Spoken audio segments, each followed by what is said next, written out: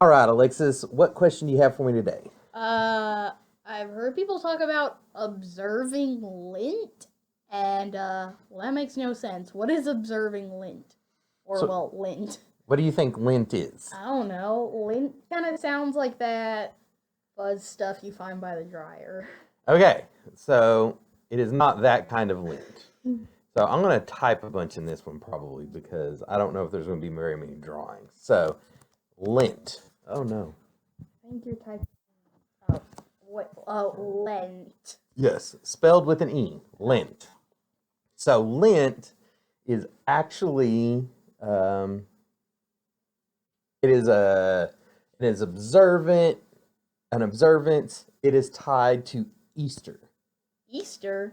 Yes. So this is primarily a Catholic thing. So Oh. yeah, um, not a lot of Catholics in Oklahoma compared to some of the other places like in the Northeast. So what Lent is it's sort of a tradition, and so here's how it goes. So you know what Easter is, right? Yes, I know what Easter is. What is Easter? It's a holiday about when Jesus rose from the grave, and well, we celebrate by like hunting colored eggs. Okay, so Uh, if we go back, let's see if I can.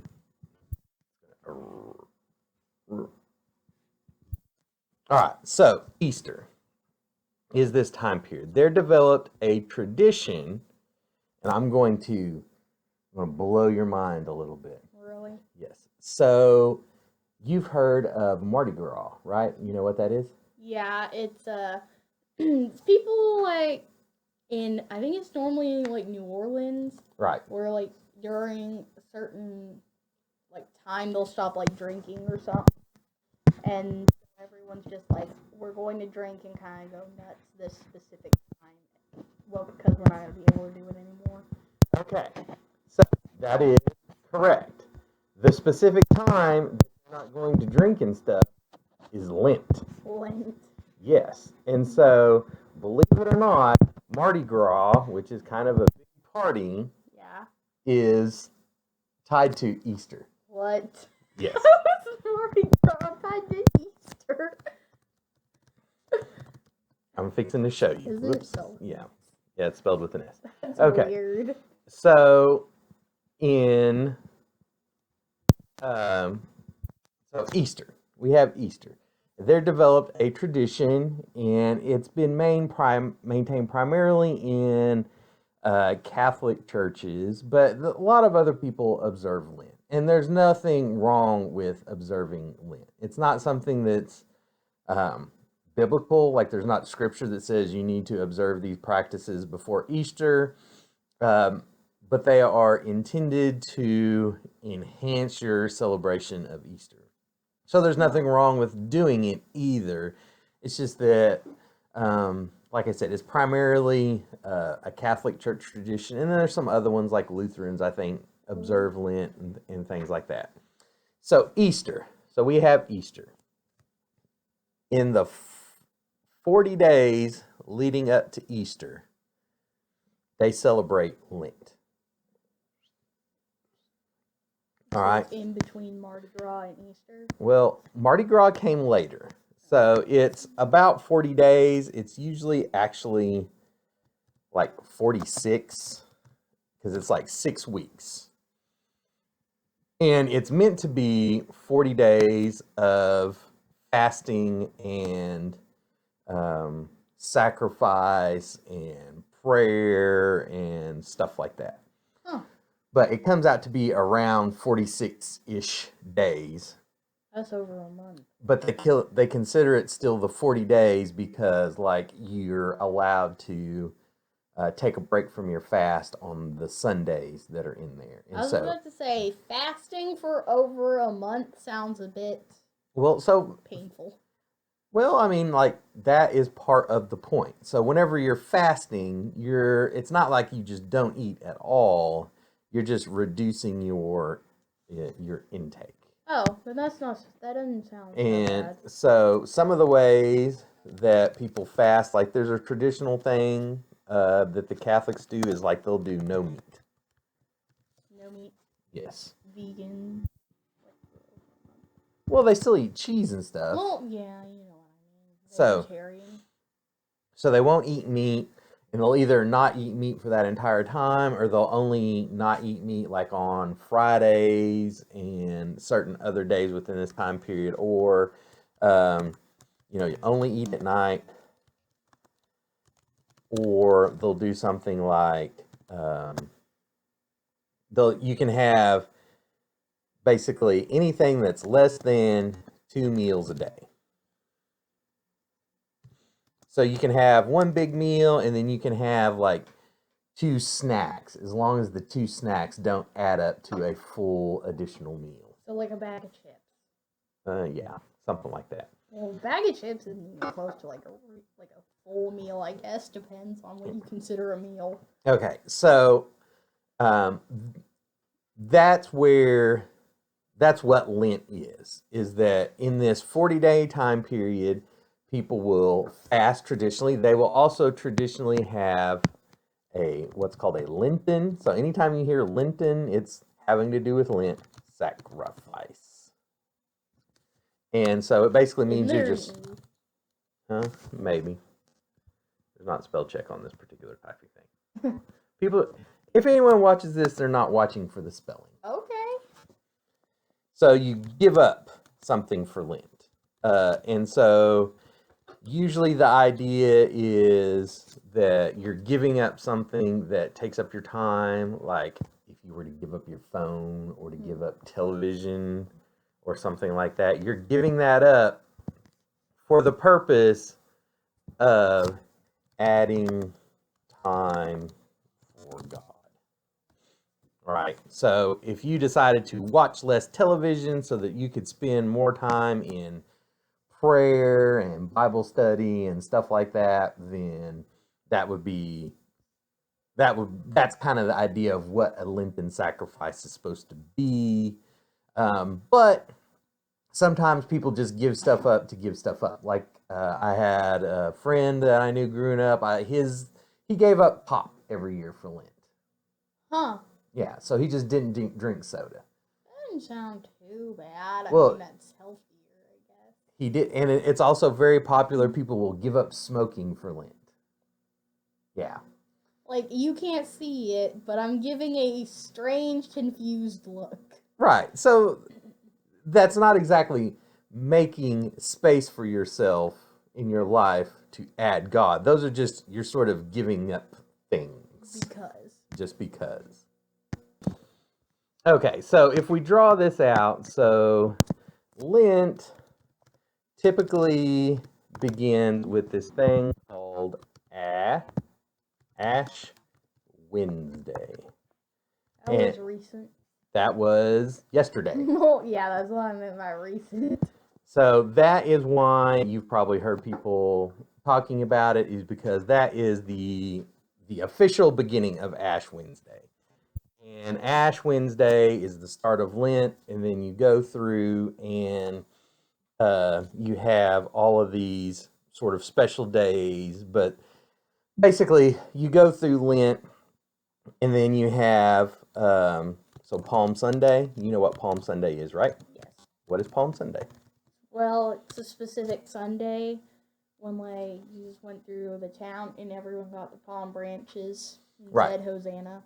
Yes. So it was his entrance into Jerusalem. They call it the triumphal entrance sometimes. He rides the donkey into Jerusalem. Yep. They wave the palm branches, say Hosanna, and put the palm branches down on him. So, so that's Palm Sunday. Then Good Friday commemorates what? Okay, that's like the one I don't know. Oh no, it's all cut off.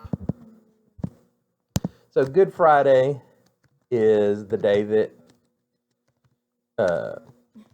Jesus was crucified. Oh, yeah. And then the Sunday after that is Easter. Easter Sunday, celebrating his resurrection. Yep. Okay, so Easter Sunday is when Lent ends. So we'll go all the way from Ash Wednesday till Easter Sunday. And depending on the different traditions, how they do it, so people may fast on like Ash Wednesday and Good Friday, or they might fast all of the days, or they might fast like just on the Fridays. It's all different. People, there's no prescription for how they do it.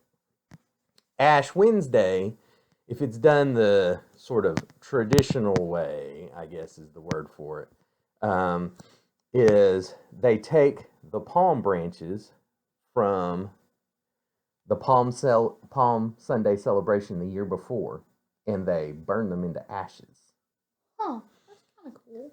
And what you'll see, let's see if I can pull something up for you. So Ash Wednesday. A lot of times you will go to your priest because it is a Catholic thing, and they'll smear the ashes on your forehead, or they'll sprinkle them on your head. Yes, and it's so the idea behind that is that there are verses. It's a Jewish tradition that, like, whenever you're doing mourning and stuff, like, you'll cover yourselves with ashes. It's also supposed to be a reminder that, you know, you've heard of ashes to ashes and dust to dust. Yes. It's a reminder that you're mortal and that your time here is limited. Funny story. So one time when I was traveling for work, I was in Washington, D.C., and we were working in one of our buildings on Ash Wednesday. Oh, gosh. And the lady, she had one, but like it had been smeared off. And so I was just like, we were in the elevator, and I was with a buddy of mine from work.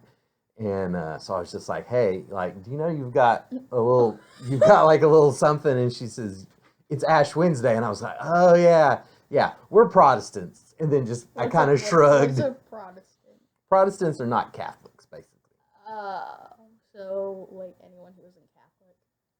In theory, yes. So, like, you could argue that we're not even Protestants, we're non-denominational, but, like, most people don't want to get in the weeds from that. It's funny enough to just say, we're Protestants. And so, like, she got it and laughed, because that's not something that we pay very much attention to. So, yes, they will go through and they'll get ashes marked on their forehead or poured on their head as part of this tradition, and that starts Lent. And then they'll go through and they'll be observing these practices all the way through Easter Sunday. So if you're observing Lent, then part of the idea of fasting and the reason why it's 40 days is to because it's parallel with other periods of fasting in the Bible, including the 40 days that Jesus fasted in the desert before he was tempted by the devil, and like whenever he was just beginning his ministry in Israel. And so that's sort of where the time period comes from, but the idea is that you're undertaking these processes to I don't want to say suffer, but like you're making yourself uncomfortable so that you can bring yourself closer to God. Like you're focusing all of your things. It kind of makes sense, I guess. Yeah, and so you're giving up luxuries, you're fasting, and it's supposed to be a time when you pray and you read the Bible more. It's supposed to be a time whenever you're doing charity work for people and things like that. And then so that's the process, and it's all setting up so that when you celebrate Easter, like you're really celebrating Easter, like you're closest to God as you can be, because you spent 40 days preparing yourself for that day. Huh. Does that make sense? Yeah. Yeah, good. Okay, so we've talked about Lent and how it leads up to Easter, but where does Mardi Gras come from? So you actually had a good guess about it. So do you know what Mardi Gras actually means in I may be spelling it wrong because I think it's Mardi. I don't think it's spelled like that. It's on my calendar. It literally means in French, Fat Tuesday. For real? Yes. Wait, that's French? Yes. New Orleans, very French. The state of Louisiana used to be owned by the French before the Louisiana Purchase. So they surrendered? Yes, they surrendered.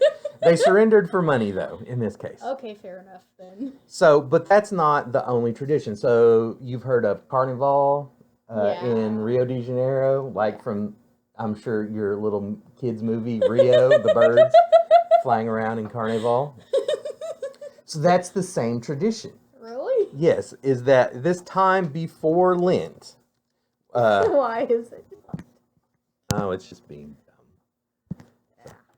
Lent. This time before Lent, when people were going to give things up, they would have these periods of celebration so that it was sort of like their last hurrah before they got into the process of giving up things for Lent. So that's Mardi Gras.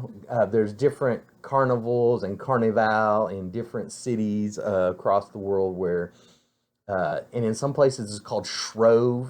What? Yeah. Well, it's just marking out the different times. What is Shrove mean? I don't really know, but that's a word that they use. And it's this time of having fun, having a party before you're fixing to go into fasting. And the reason why they call it, so in some places, so they call it Fat Tuesday. That kind of makes sense.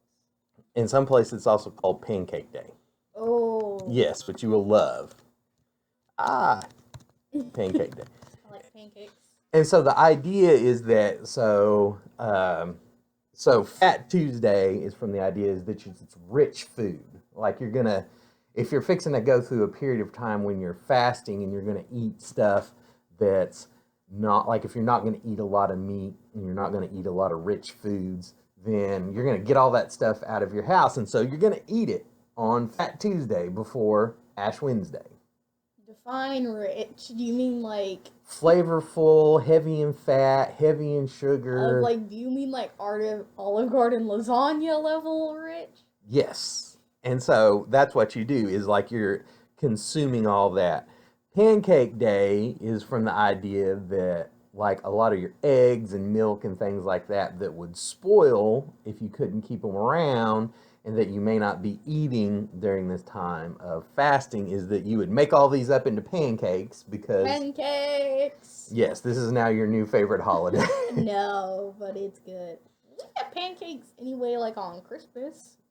Yes, true. So anyway, but that is the idea is that you take all of the food that you're not going to be eating during Lent and you make it up into desserts and pancakes and heavy foods, like foods that are, like I said, a lot of sweets, a lot of stuff that's high in fat content, and then you gobble it all up on that day, both as kind of like a celebration, but also because of a practical matter, if because these traditions... You gotta eat it. Well, these traditions started before there was refrigerators. Okay. And so this food isn't going to keep, and even today, like if we had a gallon jug of milk...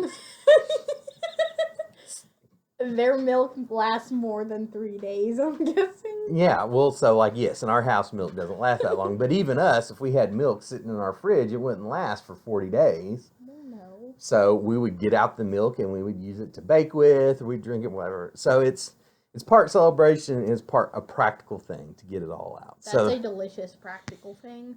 So anyway, that is the story. That's what Lent is, and that's how it's connected to Easter on one end and Mardi Gras on the other. So, kind of fun, huh? Yeah. You have any other questions? Nope. Nope, good. Well, you pronounced it Lent instead of Lent, so I was confused. Well, it's Lent. It's just all int. Either way, no, I don't have any more questions, but that's cool. All right, good job.